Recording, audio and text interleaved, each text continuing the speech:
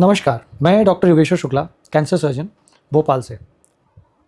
Online जो media है, social media है, उसमें हम देख रहे हैं कि बहुत सारी मिसइन्फॉर्मेशन है। मिसइन्फॉर्मेशन हर लेवल पे।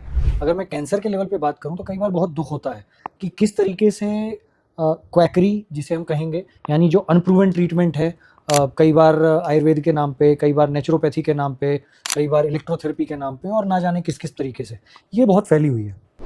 और मिस इन्फॉर्मेशन दूसरे तरीके से कि जनरली लोग पॉडकास्ट के नाम पे या अनइन्फॉर्म्ड अनएजुकेटेड अनएजुकेटेड मैं वैसे कहूँगा, they might be educated in other way, but they are not educated for cancer per se, कि कैंसर में कोई उनकी लर्निंग नहीं है, ट्रेनिंग नहीं है, एजुकेशन नहीं है, and still they are making videos just to gather views की हर तरीके का हमें सनसनी फैलाना, डर फैलाना। वो कहते हैं ना कि डर बिकता है।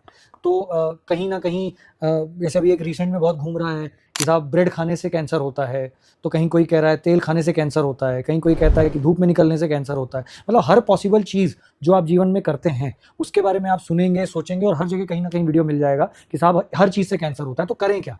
तो इसलिए मेरे दिमाग में आया कि कहीं ना कहीं अपने को एक एक एक्सपर्ट पॉइंट ऑफ व्यू, एक एक्सपर्ट से चीज़ें कि एक्चुअली में डेटा क्या कहता है, साइंस क्या कहती है, कंटेम्प्रेरी नॉलेज यानी 2025 में आज तक जो स्टडीज़ हैं, जो अप्रूव्ड इंफॉर्मेशन है, जो गाइडलाइंस हैं नेशनल और इंटरनेशनल लेवल पे, वो क्या कहती हैं। क्यों? क्योंकि कई बार तो लोग ये भी कह देते हैं कि अरे वो तो एलोपैथी में या मॉडर्न मेडिसिन में ऐसा बनाया ही गया है कि आपको ये दिया ही जाएगा, आप पे टेस्ट हो रहे हैं, चीज़ें हो रही हैं। पर ये चीज़ कहना आसान है, प्रूव करना मुश्किल है। क्यों? क्योंकि मॉडर्न मेडिसिन में जो भी इलाज चल रहा है, जो भी ट्रीटमेंट चल रहा है, दैट इज़ प्रूवन।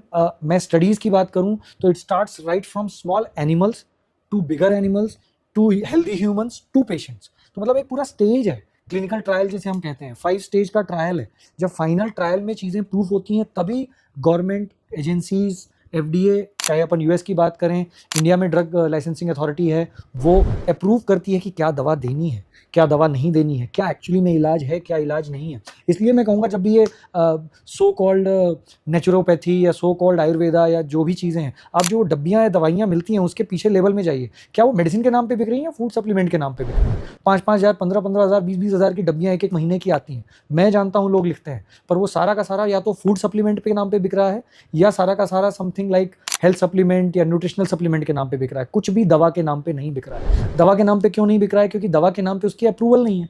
अप्रूवल क्यों नहीं है? क्योंकि ट्रायल्स नहीं हुए। ट्रायल्स नहीं हुए तो how do you know whether it is efficacious और नॉट। इसका मतलब कि आपके लिए यूजफुल है कि नहीं ये नहीं पता। छोड़िए ये बात, ये भी नहीं पता कि वो कहीं हार्मफुल तो नहीं।